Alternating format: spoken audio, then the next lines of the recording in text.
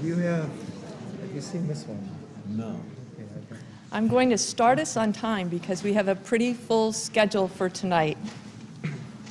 So I'd like to begin by welcoming you on behalf of our sponsors, the Interdisciplinary Humanities Center and the Department of Religious Studies, and thank the IHC and the Cordano Endowment in Catholic Studies and the Osted Elahi Fund, and particularly Meher Mobran, for their generous contributions in support of this conference. My name is Ann Taves, and I'm the Cordano Professor of Catholic Studies and one of the organizers of this conference, along with Jeanette Peterson here in the front row, who's Professor of Art History, and Jared Lindahl, 2 seats over, who's a graduate student in Religious Studies. We've got a full program, as I said, so I'm going to give you a quick overview of the conference, of which this evening's panel is a part, and then introduce our panelists. The purpose of the conference is to bring 3 fields of study: the comparative study of mystical traditions, art history, and cognitive neuroscience, together around the theme of sensory perception with a particular focus on synesthesia. Setting up a conversation across disciplines is not an easy task, and to help out both our presenters and our audience, we've provided you with a list of terms and definitions which you'll find on the back of your program. As you can see from the sheet, we're defining synesthesia as instances in which the experience of a sensation in one sensory modality triggers an involuntary sensation in another sensory modality. Sensory modalities are like sight, hearing, taste, touch, etc. To fit the definition, this triggering needs to happen in the absence of normal sensory stimulation of the other sense. Another name for this would be cross-modal perception. The most common examples are seeing specific numbers or letters in particular colors, hearing words that elicit taste sensations, or musical notes that conjure up images. When multiple sense modalities are engaged by normal sensory stimulation, we are referring to that as multimodal sense perception. People have described synesthetic type perceptions for a long time. Only recently, however, have neuroscientists established that this is indeed a distinct neurological phenomenon that occurs in a small number of otherwise ordinary people. There are some scientific studies that suggest that synesthesia is more common in highly creative persons, and there is no doubt that artists, writers, and musicians have been fascinated by the phenomenon. Descriptions of synesthetic type phenomena also occur in religious and mystical texts. Some artists, such as Vasily Kandinsky, explicitly link synesthetic, aesthetic, and religious experience. While scientific work on synesthesia generally assumes that synesthetic perceptions are involuntary and permanent, there is one published study of Buddhist meditators that provides evidence suggesting that synesthetic perceptions can be cultivated through meditation practices. Our hope is that bringing these fields into conversation will stimulate questions for further research in both the sciences and the humanities. We begin this evening with a panel made up of specialists in the study of 3 distinct mystical traditions: Christian, Islamic, and Jewish. Because this is a new line of inquiry and we really didn't know what these scholars were going to come up with, we framed the question broadly, asking each of them to discuss the role that sensory experience has played in each of these mystical traditions, paying particular attention to any instances of synesthetic discourse or perception. In the first morning session tomorrow, we'll continue with 2 presentations by historians of art, Becerra Pencheva and Kevin Dan, the first focusing on Byzantine icons and the second on modern art. In the second morning session, V.S. Ramachandran, a well-known cognitive neuroscientist who is published on synesthesia, will provide an overview of the scientific research on synesthesia and initiate a 5-way conversation among all the presenters. Actually, that's 6-way. Tonight's 3 presenters, to now turn to the actual introductions, are Bernard McGinn on this end, Emeritus Professor of the History of Christianity at the University of Chicago, and the Tipton Visiting Professor in Catholic Studies this quarter at UCSB. He's the author of numerous books, including most notably a projected 7-volume work on the history of Christian mysticism, 4 volumes of which have already appeared in print. On his far left is James Morris, who until recently held the Sharjah Chair of Islamic Studies at the University of Exeter in England and is now Professor of Theology at Boston College. He's an expert in the Islamic mystical tradition and has published extensively on the thought of Ibn Arabi. Elliot Wolfson, in the middle, is the Abraham Lieberman Professor of Hebrew and Judaic Studies at New York University. He's an expert on the Jewish mystical tradition and has published numerous volumes on Kabbalah. Each of the panelists will speak for about 25 minutes, followed by a response by Jared Lindahl and discussion among the panelists and with the audience. Thank you.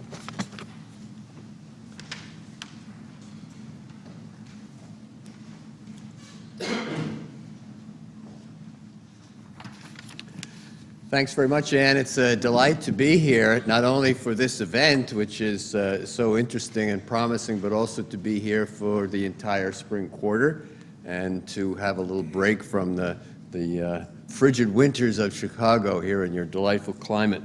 And also, I must say that this is a continuation of something that's been very important to me, which is the comparative study of mysticism, because I think that has been a very large part of the revival of interest and academic study of mysticism has come not so much out of the look at individual traditions, which we must do, but of engaging in this kind of discussion. And for my own work, I know over the past 20, 25 years, it would have been impossible for me to write the kind of history I'm trying to do without having the discussion with scholars of Islam and Jewish mystical traditions, among whom my friend and colleague Elliot Wolfson certainly ranks very high. But in this context, we're moving that narrower ecumenism out to a much wider vein, which is not only looking at religious traditions, but putting them in dialogue with these other interests in sensory experience and synesthesia.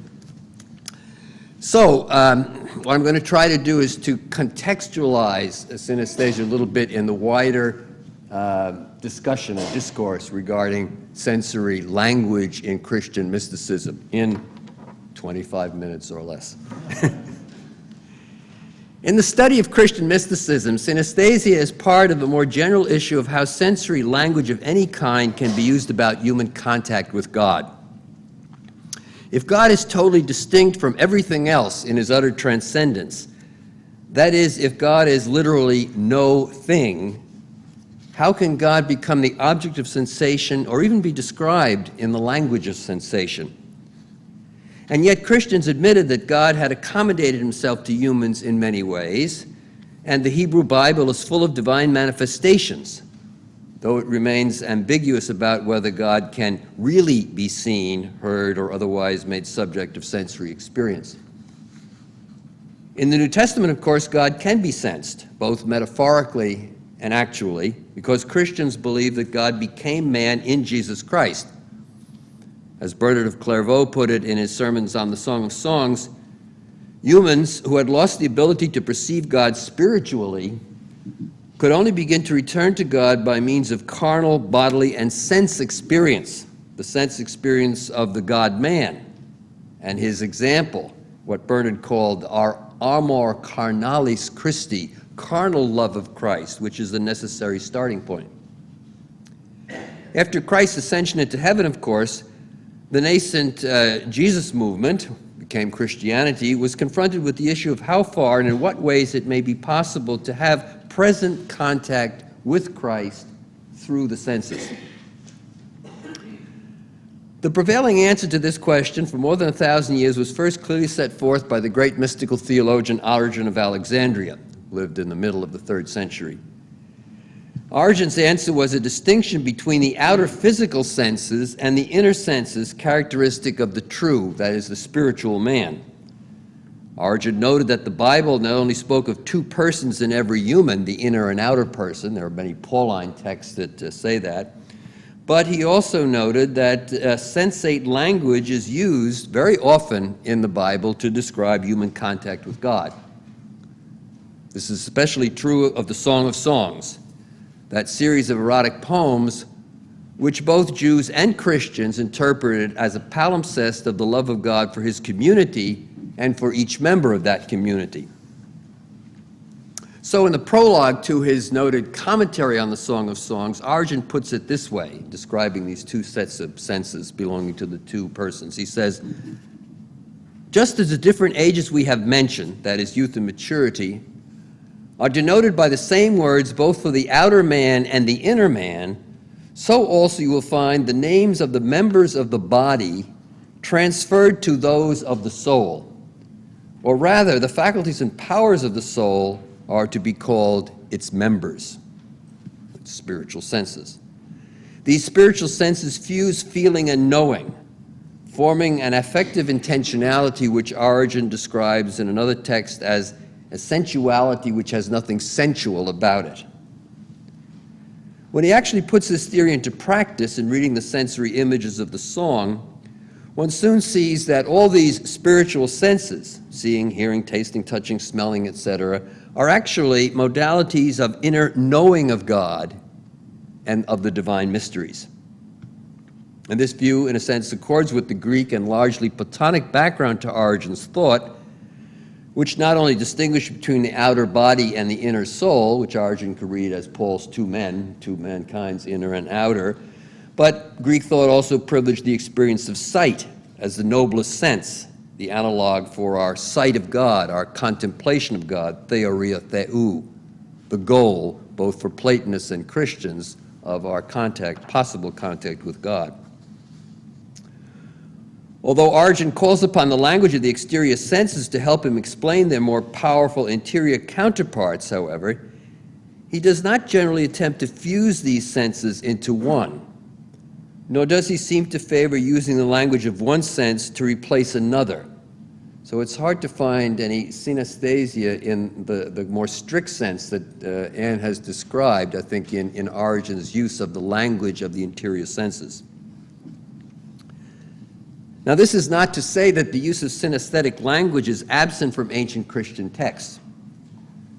Among the examples are some passages from the sayings of the Desert Fathers. Those stories of the early monastics began to be gathered in the 4th century and were put into collections in the 5th century and in the 6th. A number of stories in these sayings of the Fathers, the Apothegmata Patrum, include synesthetic accounts, especially of how the words of the desert teachers became visible to their hearers. For example, the followers of Pachomius, the founder of Cenobitic monasticism, community monasticism, are described as, and I quote here, seeing a great flash of light in his words. And this account goes on by saying, all the brethren were like men drunk on wine, and saw the words coming forth from his mouth like birds of silver, gold, and precious stones, which flew over the brethren and went into the ears of those who listened well. Some of the other Desert Fathers also had experiences in which words are not only heard, but they're also seen in some way, often as flames of fire and sometimes as flashes of lightning. Such passages are certainly synesthetic, and they present the paradox of synesthesia as present to the external senses. But I think more characteristic of the Christian language of sensation used about contact with God again returns us to the world of inner sensation, the world of what Gregory of Nyssa, whom I'll turn to now, called perception of God. Perception of God. The Greek is aisthesis theou, which is a concrete word about physical perception, but taken over to indicate mental perception. In his homilies on the Song of Songs, Gregory follows Origen in distinguishing between outer and inner sensation. But he ups the ante by analyzing how the inner senses, as directed to the unknowable divine nature, are characterized by what we might call a coincidence of opposites. The prologue to Gregory's homilies addresses the need to transform the language of outer human passionate experience found in the Song of Songs into an inner language that he describes as passionless passion. And I quote here a text. The most acute physical pleasure, by which I mean erotic passion, is used as a symbol in the exposition of these teachings. It teaches us the need for the soul to reach out to the divine nature's invisible beauty and to love it as much as the body is inclined to love what is akin to itself. The soul must transform passion into passionlessness, so that when every corporeal affection has been quenched, our mind may seethe with passion for the Spirit alone. This kind of paradox rests upon the foundation stone of Gregory's mystical view of God, what he called apektasis. It's a Greek word that signifies his teaching that every attainment of God, every time we reach God or attain God, we experience simultaneously both satisfaction and renewed hunger and pursuit. The reason being that the finite spirit is never capable of exhausting the infinite God, but is always expanded from within by such encounters in order to undertake a further pursuit. And epectasis, simultaneous satisfaction and yearning, governs Gregory's presentation of the inner senses. Let me give you one example. Commenting on the famous text from the Song of Songs about the wound of love, it's Song of Songs 2:5 in the Septuagint version, Gregory says that to be wounded by love is to feel the dart of the chosen arrow. The chosen arrow is a text taken from Isaiah 49, and that chosen arrow, in Gregory's interpretation, Christian spiritual reading, is, of course, Christ. Christ is the chosen arrow of the Father. So, God the Father shoots his arrow, who is the only begotten Son, into the soul, so that the soul may be brought to life, not wounded to death, brought to life by the tincture of faith, hope, and love of the Holy Spirit that covers the arrow, kind of like a life-giving poison. Gregory then joins the active sensation of being wounded in verse 5, the wound of love, with the sensation of resting described in Song of Songs 2:6. That's the text, his left hand is under my head, his right hand will embrace me. He puts those two together, and he presents a paradoxical spiritual or inner sensation in which the soul becomes the arrow that is both at rest in God's embrace, while at the same time it is in eternal motion shooting towards the infinite goal. In the voice of the bride, he puts it this way: simultaneously, I am carried away by his active shooting, and I am at rest in the hands of the divine bowman. Now, this kind of bifurcated reading of scriptural language about sensing God was found in Origen and Gregory, my two examples, was central to the Christian mystical tradition. This did not mean that it was not possible for some believers to be given visions and auditions of Christ or other experiences that were presented as involving the physical senses, but the stress in early Christian mysticism is on this interior, spiritual sensation, which is seen as far more important and far more powerful than mere external sensation. Augustine of Hippo, the father of Western Christian mysticism, provides us with an interesting example because it gives us both an explicit theory of outer and inner sensation, as well as some famous attempts to describe the activity of the inner senses. In at least 3 places in his writings, the Bishop of Hippo reflects on the divinely appointed order according to which each sense organ exercises its proper role in human activity.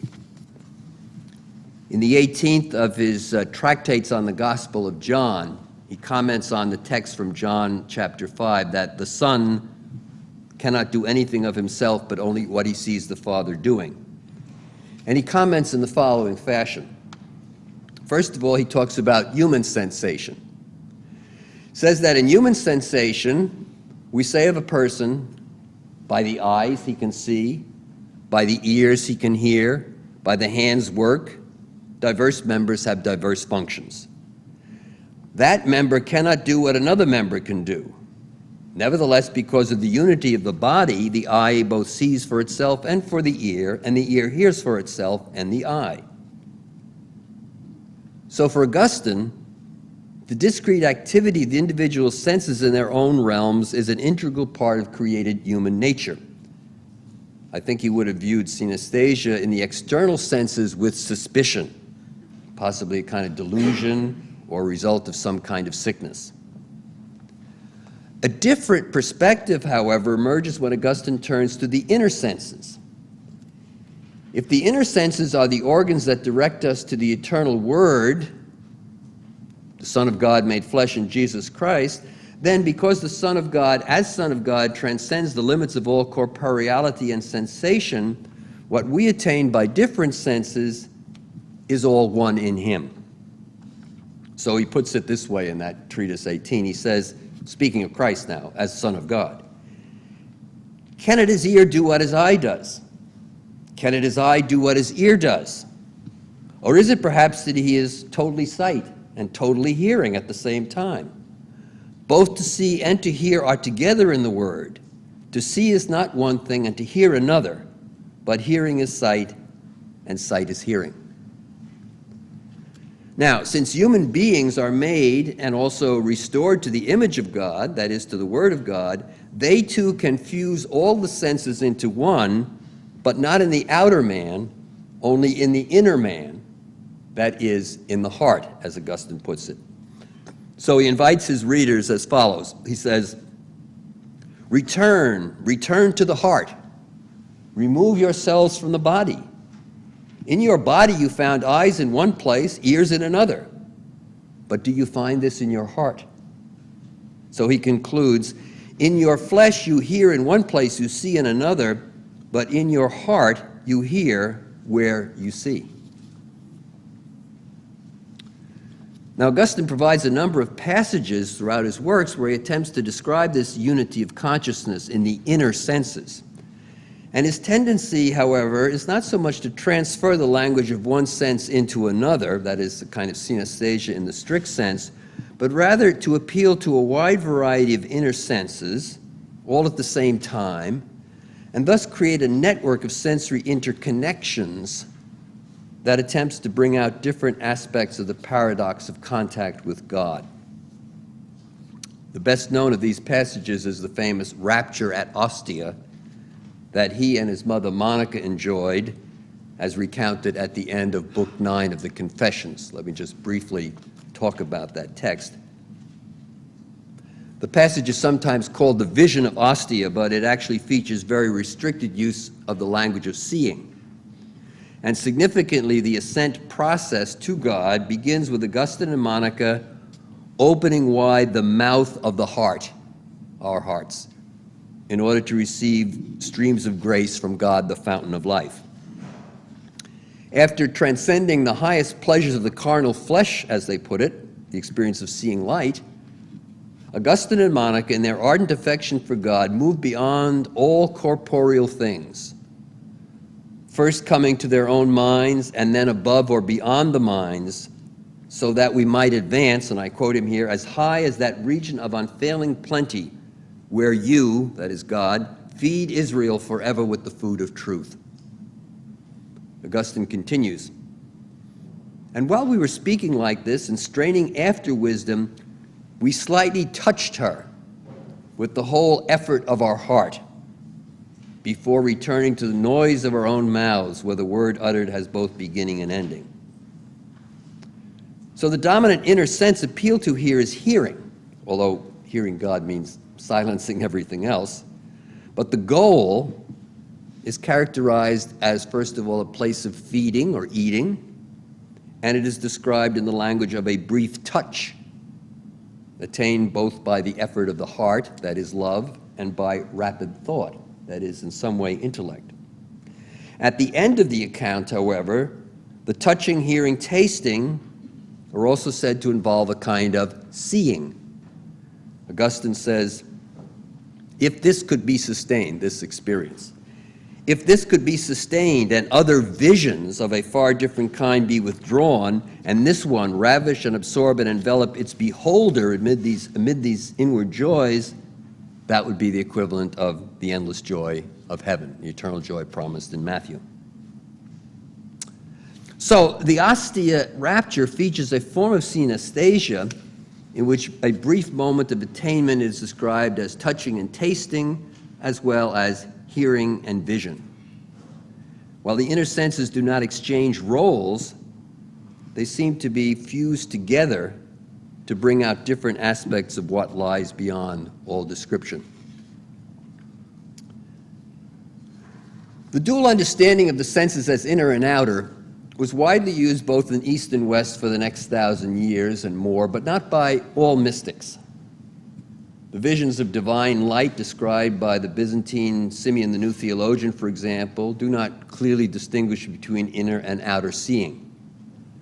Furthermore, in late medieval Western mysticism, from the 12th century on, this bifurcated view of sensation as inner and outer was challenged, though not totally replaced, by the emergence of mystics who presented their teaching about contact with God in language that did not clearly distinguish between inner and outer senses, but that rather involves a kind of single sensorium in which God can be seen, heard, tasted, and especially touched.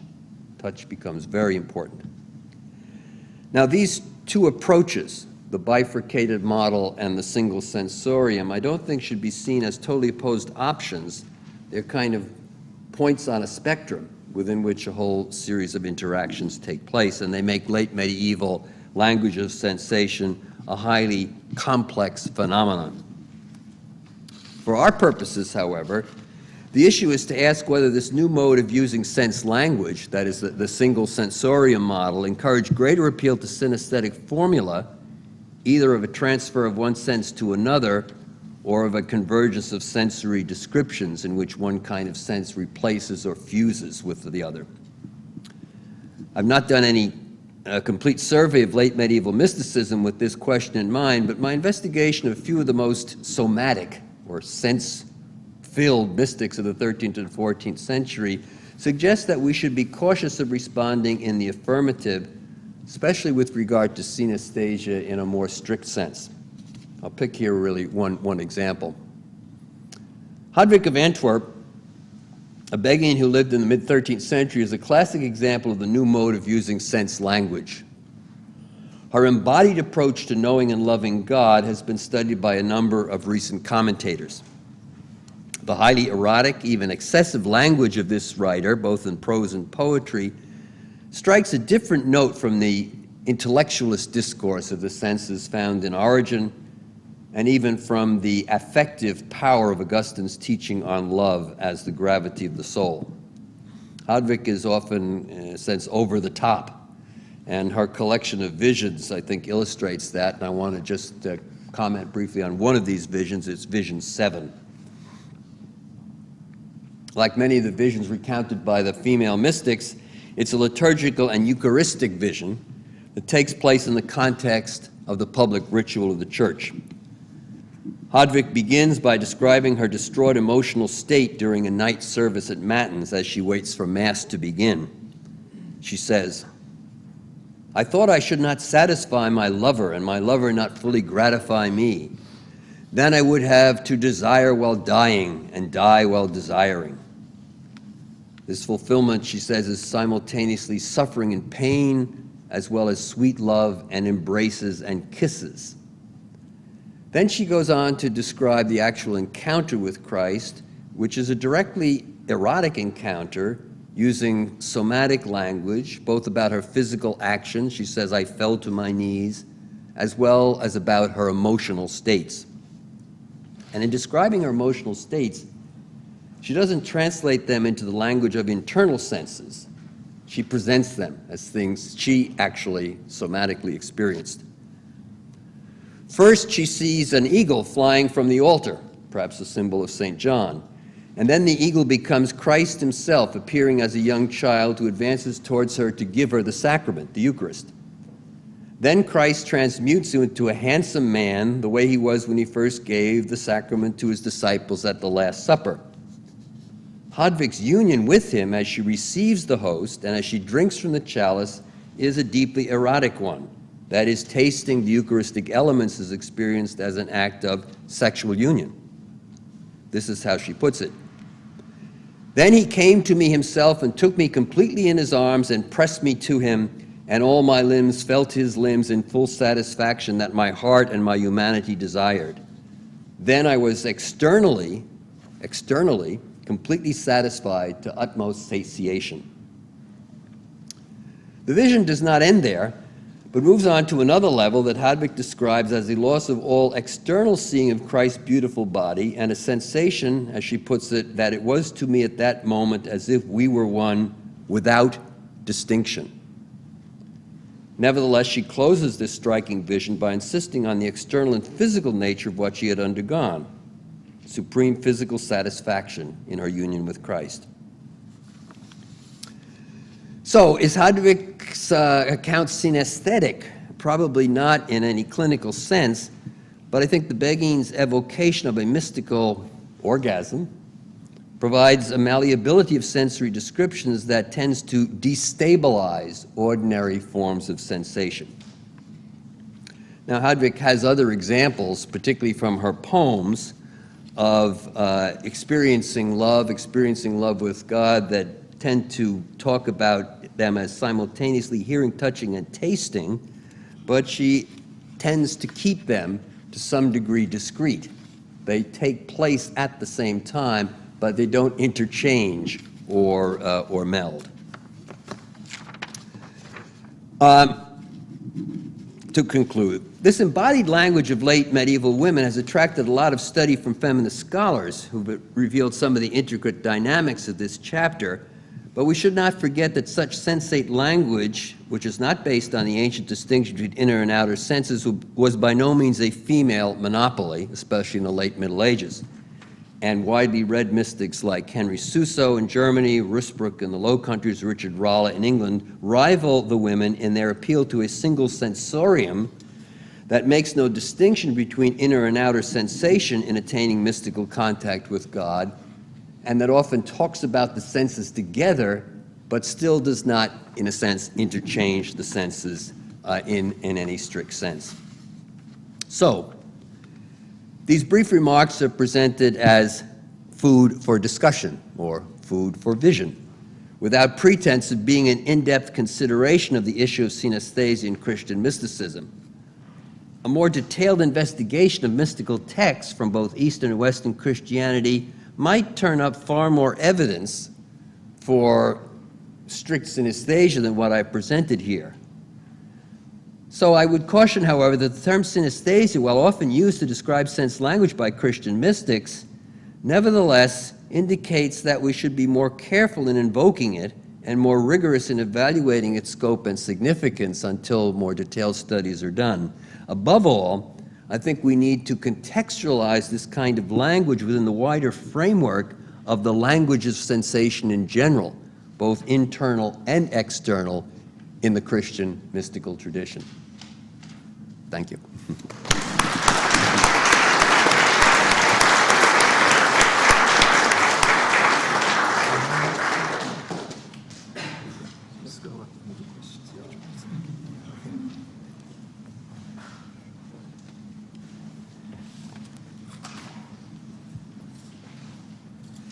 I'm going to speak about the spiritual senses in the Islamic tradition, in particular in Ibn Arabi today. I must say one of the things we find in the phenomenology and comparative study of religion is sometimes we're forced to create objects of comparison that aren't really there, and I think that's the case in this case. There's a lot to be said about the spiritual senses in Islamic traditions, and very little that I can say explicitly about synesthesia. So I was greatly relieved this afternoon to discover that, as it's defined here, the place to look for Islamic answers would be the Islamic medical tradition, which is not my field, but it wouldn't be in the spiritual side of things. Having said that, I mean, I can't help but be reminded that the last time I saw Eliot was at a conference on tantric phenomena in the Abrahamic traditions, which is a bit of a contradiction in terms, despite the Song of Songs. And again, I felt like I was being forced into a few categories that at NYU it was actually someone else putting on, but in your auspices there 9 years ago. So I'm glad to be back here. I did a longer paper really comparing the language of spiritual writers, which constantly parallels what you've just heard about in Christian mystics, with the Aristotelian and Galenic language of physiology and philosophical psychology, which was used by almost all Islamic disciplines when they really wanted to sort of be scientific in the way that we're trying to be scientific here today. I don't think that language is particularly helpful in talking about spiritual phenomena, but if you want to get into that, are we going to get these papers to people somehow? I guess if they're not put up somewhere on a website or something, I'll be glad to send it to people if you'd like, because I'm going to have to cut down to 25 minutes today. And wanted to say something about the Islamic tradition. I think it's very, very important here, especially compared to other Abrahamic traditions, and that is when you're trying to do phenomenology, you can't do it very well without phenomena. And yet, one of the fundamental features of the essential esotericism of the Islamic tradition, starting with the Quran, is a certain pudor and reticence about talking about actual experiences and in all the fields of spiritual life and all the disciplines, both artistic and analytical, that are appropriate to those.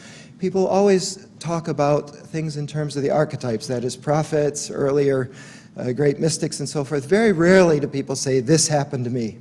I mean, you don't have an Augustine. You don't have his Confessions. And even, really, I mean, exegesis, as in Judaism, is most often the most common vehicle in some of the church fathers for talking about these phenomena. But there's fortunately one very rare exception to that rule, which is the great mystic philosopher, the Spanish poet and musician, all these things you could call him, Ibn Arabi.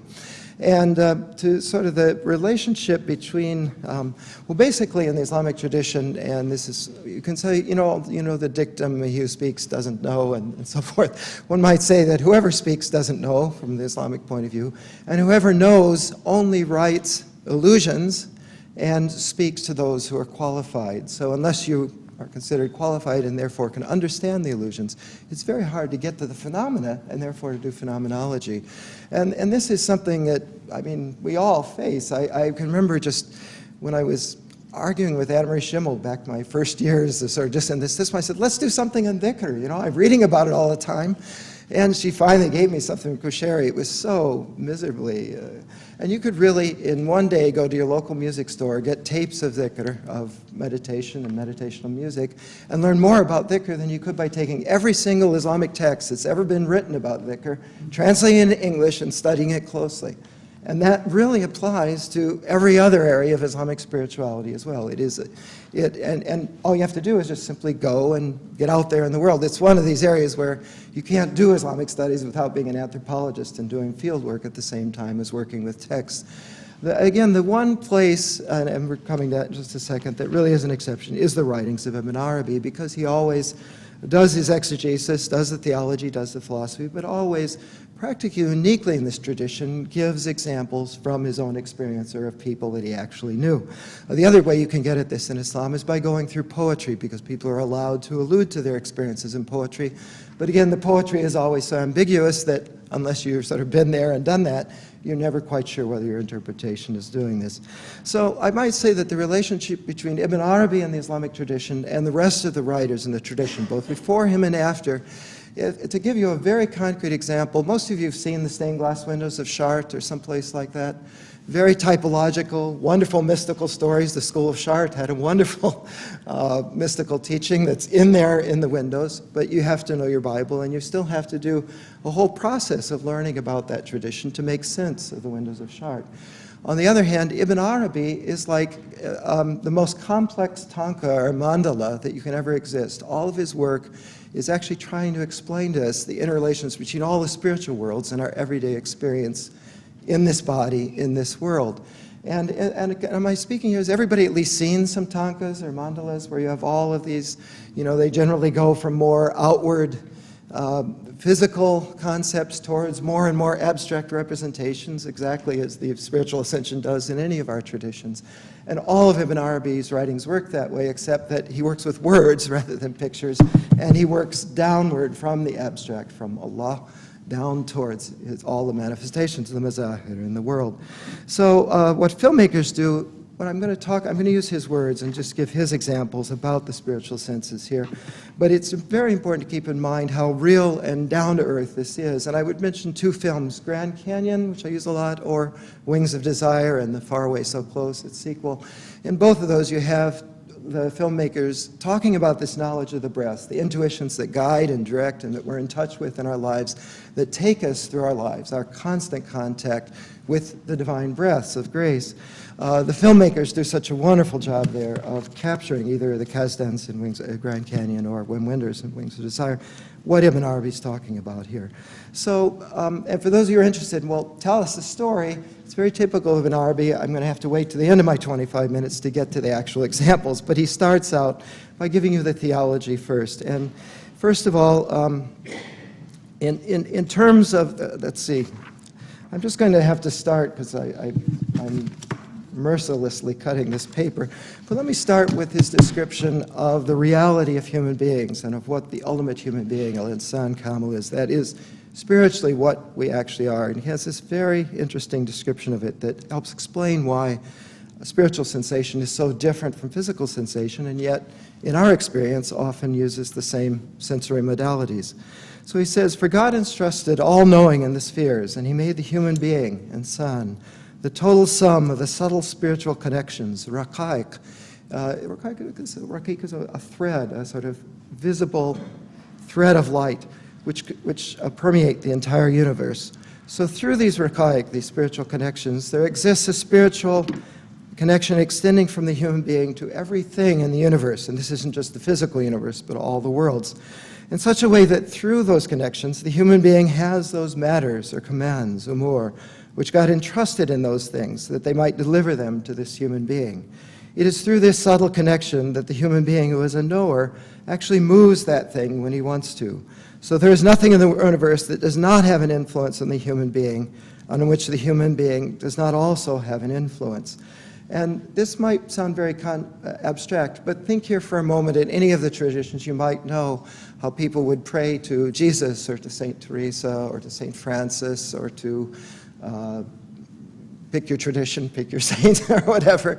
These people, we consider them dead. What he's talking about is the ways in which the spiritual realities of these beings continue to permeate the entire universe, and therefore, through our connection with them, we are connected to all of the different acts of grace, the karamat that they're able to, the cities, whatever. Again, every tradition has a different language, but this is what he's talking about. The way reality is structured so that the phenomena of sainthood, prayer, intercession all actually work in the lives of people in all these traditions. Now, the next chapter where Ibn Arabi returns to discuss these divine breaths, and perhaps that I should say, in the Islamic tradition, and this is, you'll find equivalents in many Indian traditions, the world is conceived of as a instantaneous. Creation is not something in time. Creation takes place at each instant. So the divine word is being spoken, and in the divine breath, the dimension of the spirit, that Trinitarian dimension of the spirit, is taking place at each instant. So breaths here mean God's creative relationship to all of manifestation at every instant. So the next place he discusses these divine breaths, interesting enough, is in a chapter on the knowledge of Jesus, where it came from and to where it returns.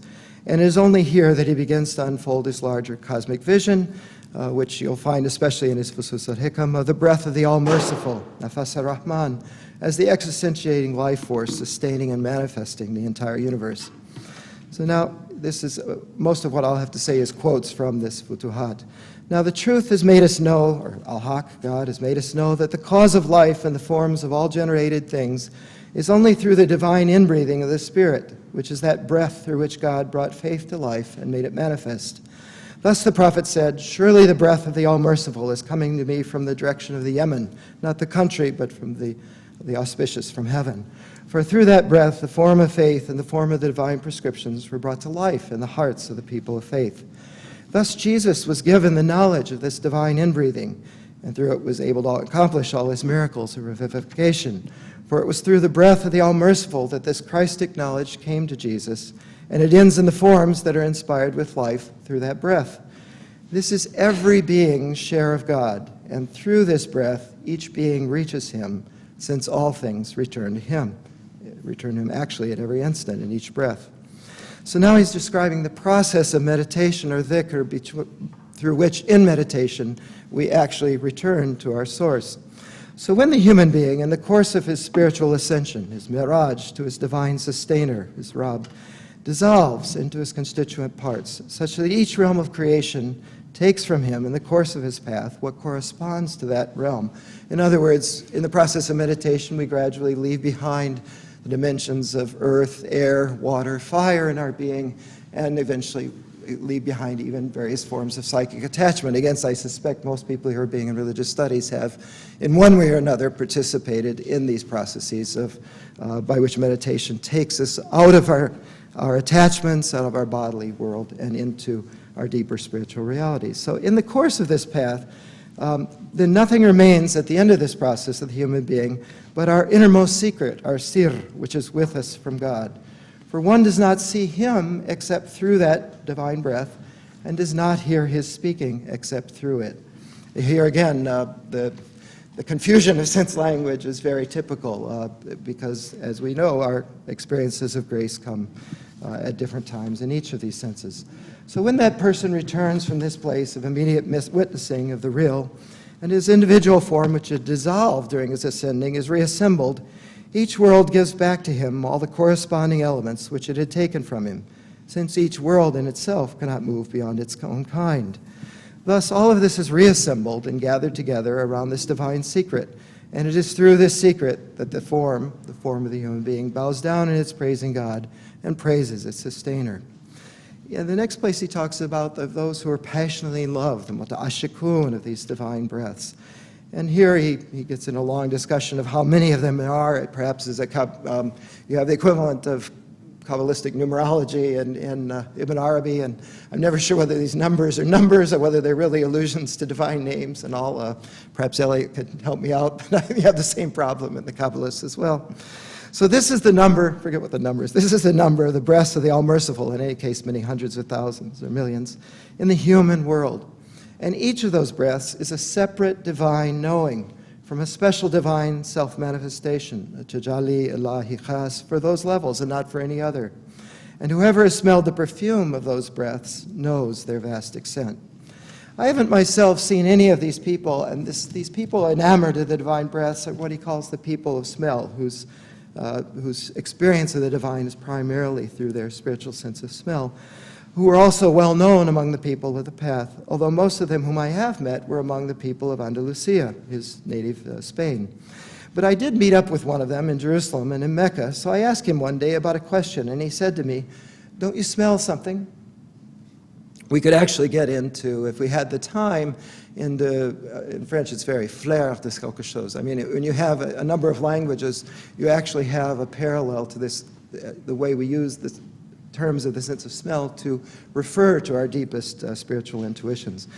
So I knew on the spot that he was one of this people of this spiritual station, of the divine breaths and of the divine spiritual sense of smell. And I had a paternal uncle who also had this station, both physically and spiritually.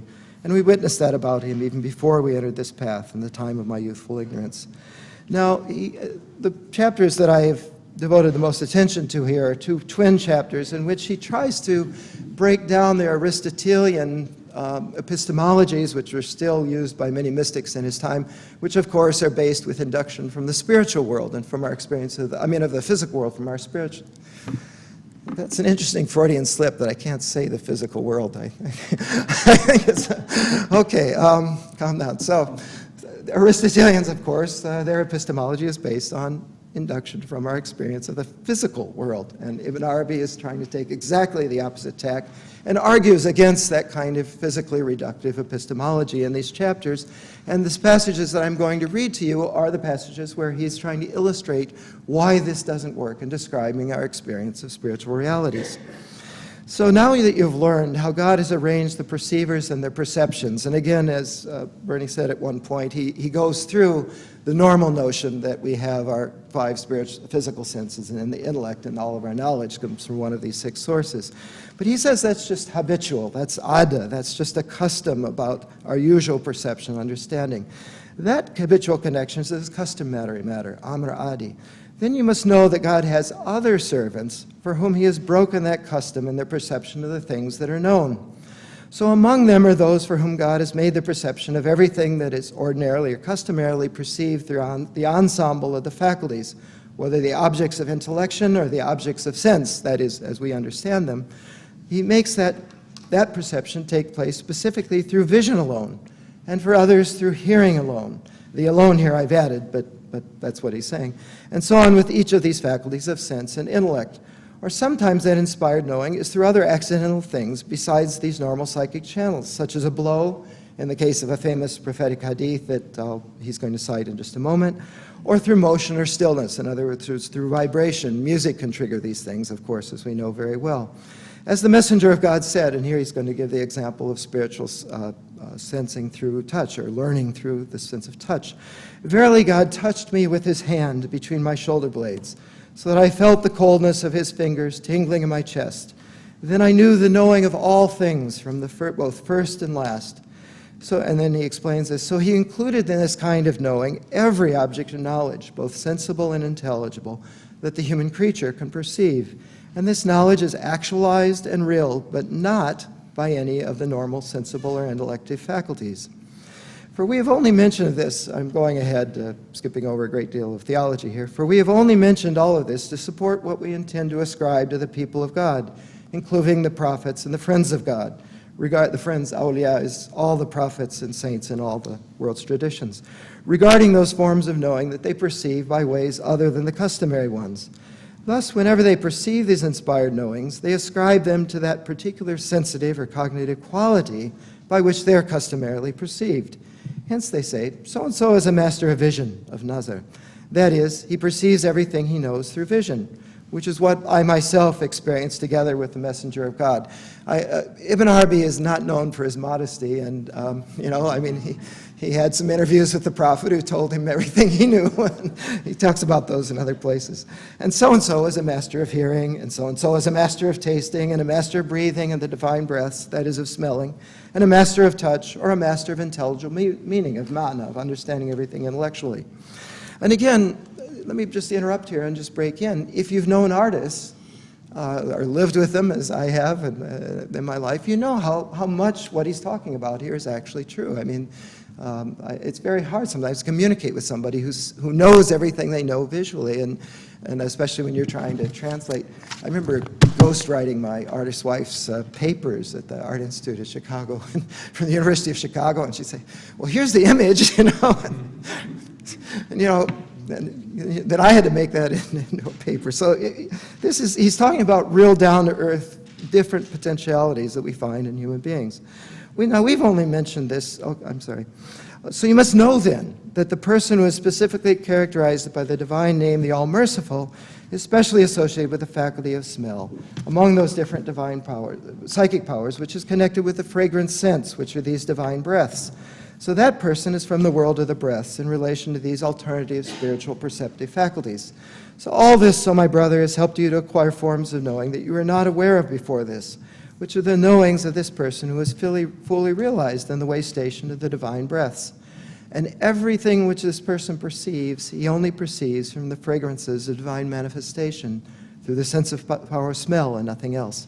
Now I have already met a group of these masters of spiritual sense in Sevilla, at Mecca, and in Jerusalem, and we conferred with them by communicating through our state, not through speech, just as I conferred with another group among the masters of spiritual vision, Nazar Basari, by means of vision alone. So I was asking and replying, and we were asking and replying, between us through vision alone, without there being any form of ordinary speech between us, nor any form of conventional signs at all. We do this with babies, by the way, at least if you got the right connection. But I was looking at him, and I knew everything he wanted from me. And when he looked at me, he knew everything that I wanted from him. So his looking at me was either a question or a response, and my looking at him was the same, either a question or response to his question or response. Thus, we both acquired abundant knowledge between ourselves without ever speaking. Now, in the next chapter, he gets to some, what I've got, five minutes, right? Yeah, good enough for the examples he gives here. So he finally gets to the phenomena here, chapter 35, encountering the people of breaths and their influences. Real knowing is only what God places in the heart of a knower. Arif here is it's not knower with your mind, but the knower with the heart. It is a divine light which God specifically designates for whomever he wills among his servants, whether they be angel, messenger, prophet, saint, or person of faith. So whoever has no unveiling has no real knowledge. So these are the knowers through God, al-ulama billah, the through being here, through the divine breaths. The true knowers, al-arifun, even if they are not a messenger or prophet, for in any case they are following a clear sign from their Lord in what they know of them and what has come from him. So basing himself on the enlightened perception of these people of the breaths who acquire and often communicate all of their spiritual knowing and awareness through one particular sense, he knows that such a person may perceive all the forms of knowing through a single one of the realities, if God so wills. Therefore, he concludes, and here we return to the grounding synesthetic realization of the people of breaths. For each one of the people of God, he has inevitably placed that person's knowing of things in all their powers of thought and sensation, or in a particular power, as we've established. And then I'm going to have to jump ahead. So the person who has knowing through taste becomes taste, and the person who knows through smell becomes smell. That not everyday smell, but the divine attributes that are expressed in those qualities, in the sense that they can actually effectuate in another person the inspired knowing which that tasting or smelling effectuates in them. Then that other person becomes effectively connected with that reality and becomes in himself the reality which is simultaneously being perceived by the original perceiver of these things. Just as a person who is looking in the mirror perceives by looking in the mirror things which they can only perceive at that instant through that mirror. And here he's alluding to his constant use of the image of the mirror for describing the fact that, in fact, human beings are this in the senses and all of the qualities by which God perceives his own creation.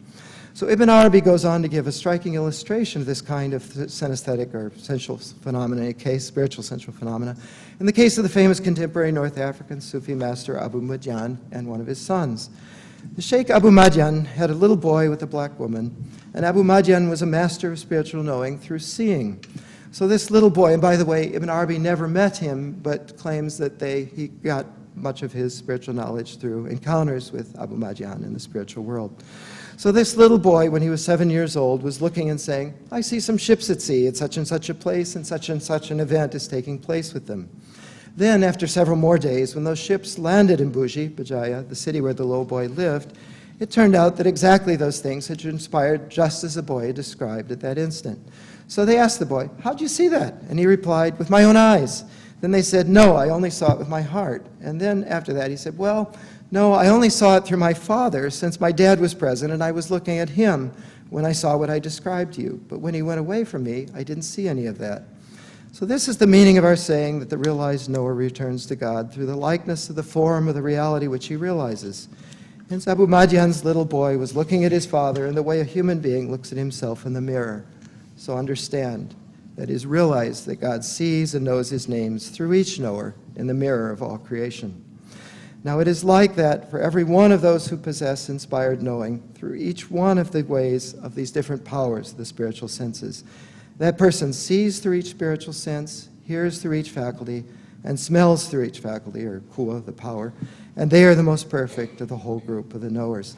And I would just mention briefly that if you get a chance to read this, he goes on to explain that one of the qualities of these awliya is, well, two qualities they have. One is that in the next world, they are exactly like they were already in this world. And again, if we look at the lives of the saints in Islam or Christianity or in Judaism, this is exactly what we find, that their intercessory acts and their acts of of this kind of spiritual connection with large numbers of people often begin already in this world before they pass away, so that a wonderful film on Thérèse of Lisieux that we use that is a wonderful example of that, tied in with her writings.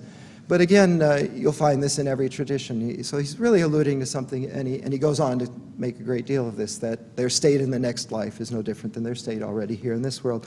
And the second one was interesting, we were talking about it as well, is the incorruptibility of the bodies of those who attain this particular state of high spiritual achievement, again, something that is a phenomenon attested in various traditions as well. So the upshot of this, again, I didn't give the first part of the comparison, that from the philosophic and scientific traditions, but it's simply, I hope, to point out that the phenomena of the spiritual senses in all their forms, and this would certainly englobe all the phenomena of synesthesia and artistic and spiritual dimensions, if not in the physiological and pathologically diseased conditions, that this interest in these phenomena is certainly very central in the Islamic tradition. And at least I've given you a few examples where, every mystic in Islam talks about the spiritual dimension, spiritual senses, but all their commentators take it back to the Aristotelian framework of what is called the five inner senses, which are imagination, memory, and sort of normal mental functions, which what you find here, and I think you can see the comparison already with what Professor McGinn was talking about, is we're not talking about the same realities. And it's very important when scientists and people studying religion get together that at least you know where you're talking about common ground and where you're not. The anxiety of Ibn Arabi here to make it clear the metaphysical and epistemological presuppositions of what he's talking about is not dictated by theology, it's dictated by the phenomena in question, and the phenomena in question are found in all the world's religious traditions. So there's a useful caution here that extends beyond the Islamic traditions to any discussions both between religious traditions and certainly between scientists and those within the spiritual pathways of those traditions, that we not be talking about apples and oranges, and that it's actually very easy to learn and communicate across these boundaries if we know what we're talking about and we make it clear what we're talking about. So thank you. Did I?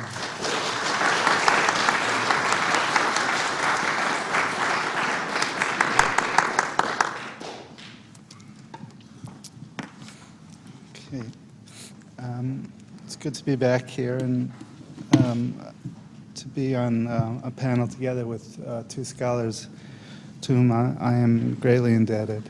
So it truly is an honor. I want to thank Anne, and a special note of thanks to my dear friend Barbara Heydrich, who I'm sure had much to do with getting me here again, and to Yared for investing the time to respond to us. So I'm not gonna read most of my paper.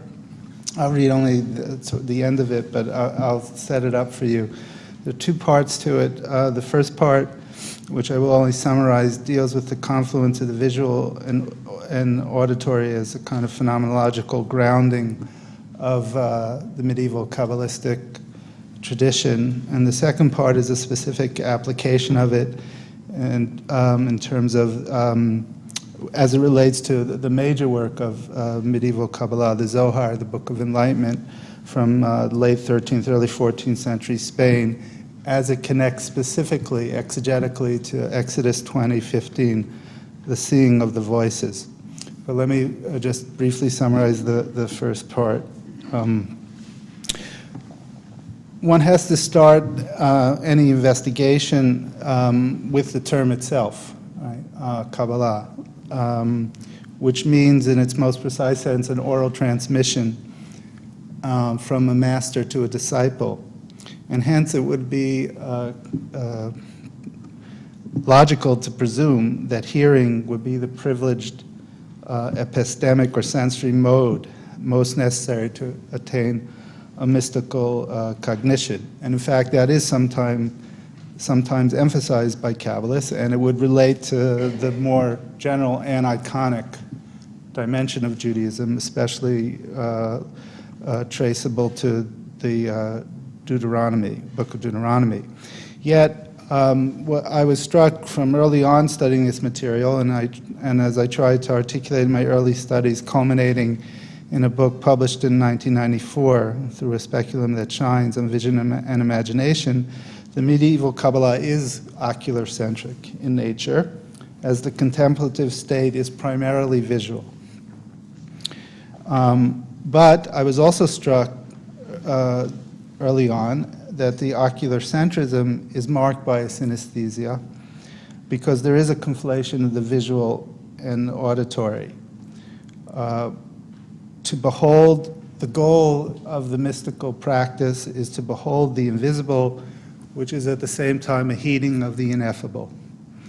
Or another way of putting it, the object of contemplation is the literal or hyper-literal body, the body that is the divine name, the tetragrammaton that comprises the totality of the Hebrew letters, which is both seen and heard.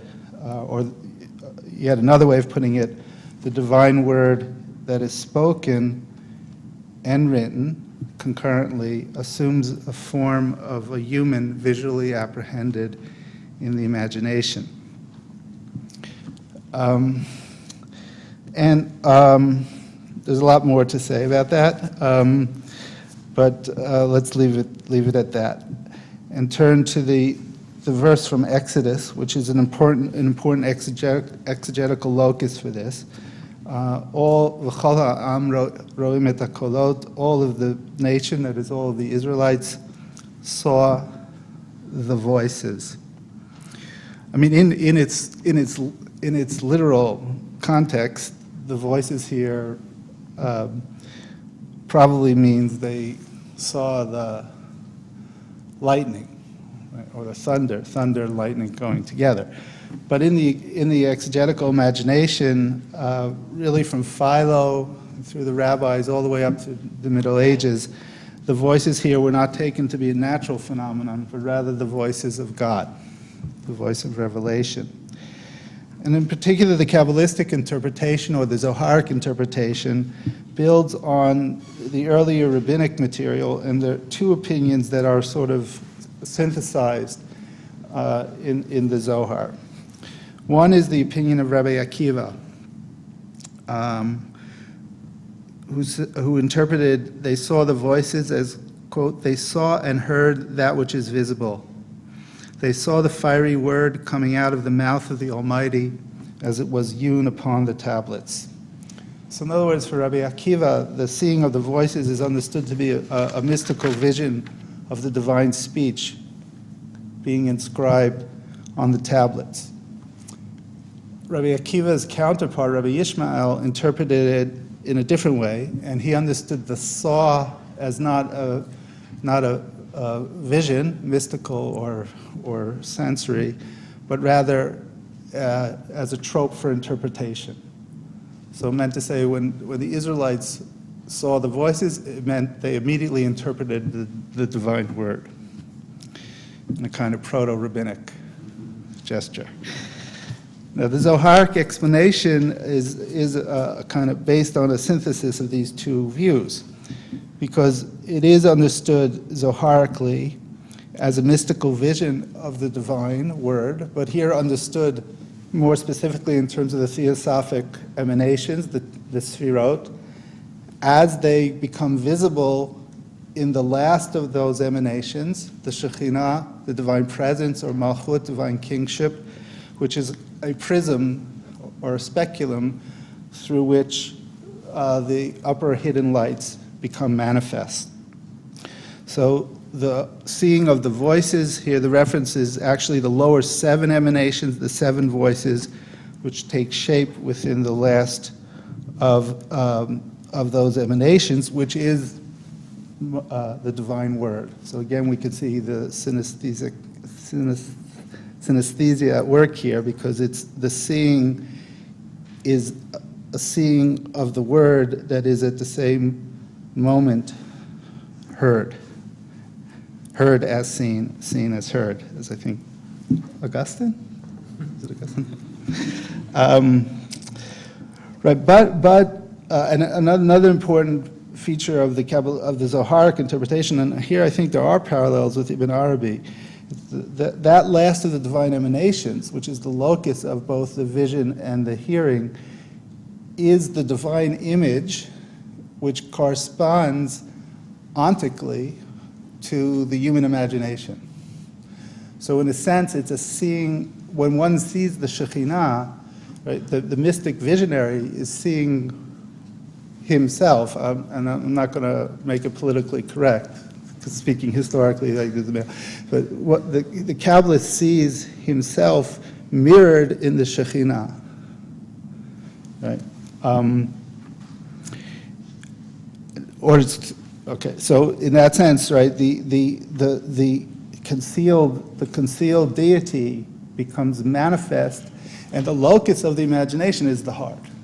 So it is a seeing of the divine image reflected in the heart, which is, again, at the same time, an attunement to the divine word taking shape. But the Zoharic authors don't only follow Rabbi Akiva, right? It's not only this mystical vision, but they also follow Rabbi Ishmael and understand the mystical vision that is at the same time a hearing of the word as an interpretive exercise. And now for the rest of the time that I have, I'm going to read from the last part of the paper. As to the specific content of the visionary experience at Sinai, we learn that the vision has a decidedly Gnostic element. That is, through the vision, the people were able to gain esoteric knowledge of the divine attributes. A clear link between the visionary and epistemological is thus formed. Through the vision, theosophic knowledge, that is, knowledge of the divine emanations, was gained. Knowledge, according to the Zoharic authors, is essentially of a visionary nature. The word that the Zohar employs for mystical contemplation, histaklut, should be rendered as visualization, for the visual contemplation of the divine form lies at the heart of mystical knowledge. It is within this framework that one must understand the further connection made between the seeing of the voices and the process of interpretation. Already in Midrashic sources, as well as in Philo, the seeing of the voices described in Exodus 20:15 was understood in the sense of a conceptual vision expressed through interpretation. When Israel saw, that is, comprehended the words of the divine revelation, they immediately interpreted them. Drawing upon this ancient motif in Jewish thought, the Zohar thus elaborates on the hermeneutical quality of the visionary experience at Sinai. I'm not going to read the whole passage that I have cited here, but just get to the analysis. Through a vision of the divine glory, the last of the emanations, the people of Israel were able to penetrate the depths of Torah, to gain the hidden, which is to say the Kabbalistic secret of the 613 commandments that were thought to be contained in the Decalogue. The 10 words of revelation correspond to the 10 words of creation, which in turn correspond to the 10 divine gradations.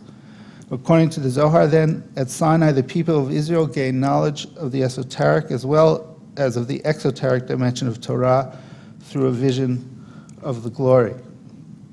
Thus, by seeing the glory, the Israelite people were capable of acquiring mystical knowledge embodied in the Torah, which, from the Zoharic point of view, is the form of the formless deity. The Kabbalistic, and especially the Zoharic explication of the seeing of the voices, is representative of an orientation attested in the older sources. Textual study itself provides the occasion for visionary experience. Indeed, the notion of an inspired or pneumatic exegesis is a well-known feature in Jewish texts, especially pronounced in apocalyptic and mystical circles. It is, however, conventionally assumed that such a modality should be contrasted with the more normative rabbinic scriptural interpretation, or midrash, which flourished in a context wherein access to the immediate divine revelation had ceased. Midrashic activity, it is assumed, presupposes a distance of God. But more recent discussions suggest that midrashic activity itself should be viewed as a revelatory mode. Exegesis of Scripture is a means to re-experience the seeing of God, particularly at the historical moment of Sinai. Such a hermeneutic, moreover, is based on a varied conception of temporality. The rabbinic understanding of an ongoing revelation, which unfolds through an unbroken chain of interpretation, is not based on a static conception of the eternity of Torah set in opposition to time, and therefore resistant to the fluctuation of historical contingency. Rather, it is predicated on a conception of temporality that calls into question the linear model of aligning events chronoscopically in a sequence stretched invariably between before and after. The rabbinic hermeneutic champions a notion of time that is circular in its linearity and linear in its circularity. The study of Torah accordingly demands that one be able to imagine each day, indeed each moment of each day, as a potential recurrence of the Sinaitic theophany. Each interpretive venture, therefore, is a reenactment of the revelatory experience, albeit from its unique vantage point. The revelatory status of scriptural interpretation is a central component in the medieval Jewish mysticism as well. The Zoharic authors thus uphold a special kind of visionary experience at Sinai. The Israelite people were said to have seen either the upper 5 emanations directly, thereby achieving the level of Moses, or the last gradation as reflecting the upper 5. Likewise, the people were said to have seen the divine glory, but at the same time all the secrets of the Torah. Indeed, according to the key passage where this point is made, which I cite but not here, these secrets were available to Israel precisely because they beheld the splendor of the glory. Visual experience therefore grounds theosophical comprehension. Gnosis flows out of a mystical seeing. But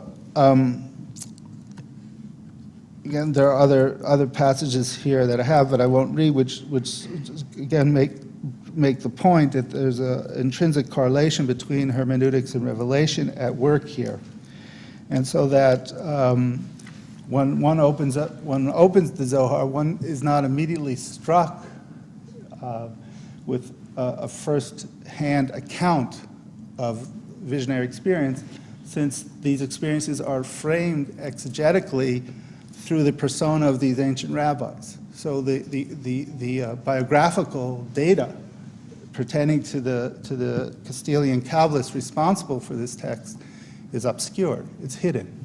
It's buried. In fact, the Zohar is operating at 4 levels of temporality. Right? There's the biblical time, since it's interpreting biblical passages. There is the rabbinic time, since it's presumed that these are the reflections of rabbis who lived in the 2nd century. There is their own time in 13th and 14th century Spain, though it's again occluded in the rabbinic persona. And then there's the divine time, since they understand the text of Scripture as the unfolding of the divine. So in order to really understand what's going on in the Zohar and to get at the nature of the experience, one has to take that into account. But let me just conclude, though, by saying, though much of what is in the Zohar is based on these earlier sources, there's no question that the Zoharic text goes way beyond the earlier sources in understanding hermeneutical activity as not simply being a divinely inspired state, but is itself the means actually to behold the divine. That is the ultimate mystery for the Kabbalists, that the God who is without image assumes the form of an image in the Torah, which is made up of the letters. It is literally the literal body, right? The body that is the name. And the ultimate experience then is a seeing of the divine through seeing the shape of the divine embedded in or encoded in the text, whose decoding occurs through the interpretive process. And in that sense, the goal of Kabbalistic exposition is not hearing the Word of God, but rather seeing the mysteries or the divine light that are concealed in the letters and words of the text. So central is the visionary element to mystical hermeneutics that the Zohar emphasizes that the Kabbalist, or the one who contemplates the mysteries of the Torah, is called by Scripture the maskil, the enlightened one, and not simply one who knows. For the word maskil derives from a root word which connotes comprehension through seeing. But this seeing is, as I've said, a vision of the word, and hence a vision that is at the same time a hearing. The peak mystical experience is a reenactment of the Sinaitic Epiphany, a hearing of what is seen and a seeing of what is heard.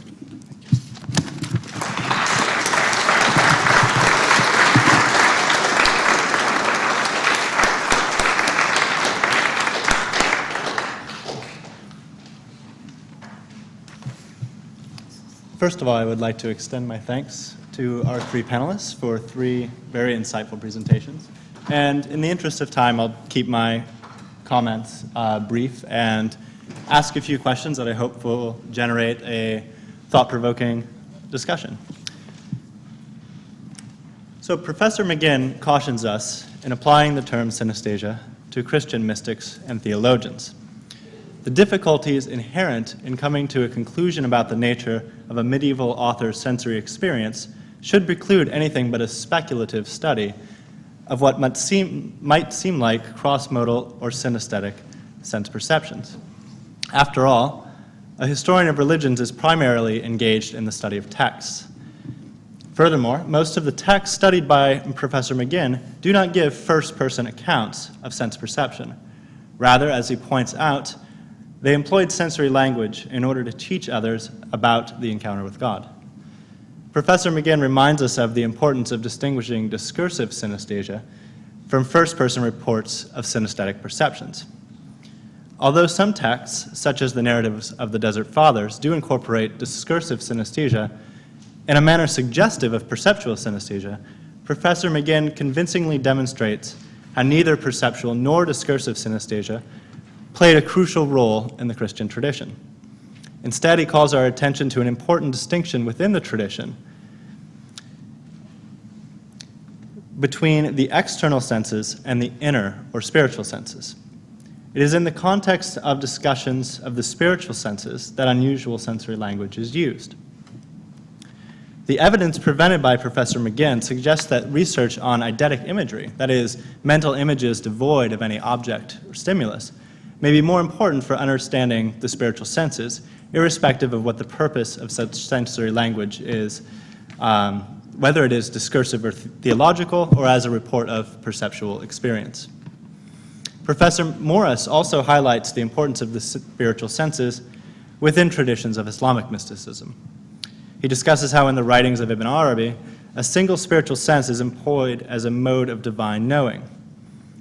Unlike Professor McGinn's discussion of Augustine, for whom the spiritual senses are unified in the heart in a process of sensing that which transcends ordinary sense perception, for Ibn Arabi, the spiritual senses are treated as autonomous units that engage the divine breath. Thus, both Christianity and Islam present the spiritual senses without placing significant discursive emphasis on synesthesia. However, because of a paradigmatic scriptural passage, the Jewish tradition gives a more central and prominent role to discursive synesthesia. And Professor Wolfson illuminates the centrality of the revelation at Sinai for Jewish mystical traditions. He demonstrates that the epistemology of medieval Kabbalah derived both from seeing and from hearing. For the Kabbalists, the object of mystical knowledge was simultaneously seen and heard. And the language used in articulating this epistemology involves an interplay of image and word, in which the visual can be expressed in auditory terms and vice versa.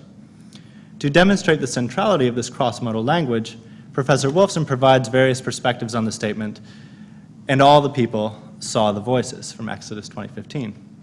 Significantly, he shows how medieval Jewish mystics combined rabbinical commentaries on the cross-modal language of Exodus 20:15 with the epistemology and ontology of Kabbalah, and thus he demonstrates that throughout many centuries a discursive form of synesthesia has been important in the Jewish tradition. This hermeneutic of revelation remained accessible to the Kabbalists in their reading of the Torah, which is not merely a text, but also a revelation of God akin to what Moses experienced at Sinai. And a few questions. Is it fair to say that while central to Jewish mysticism, neither perceptual nor discursive synesthesia played a crucial role in Islamic or Christian mysticism?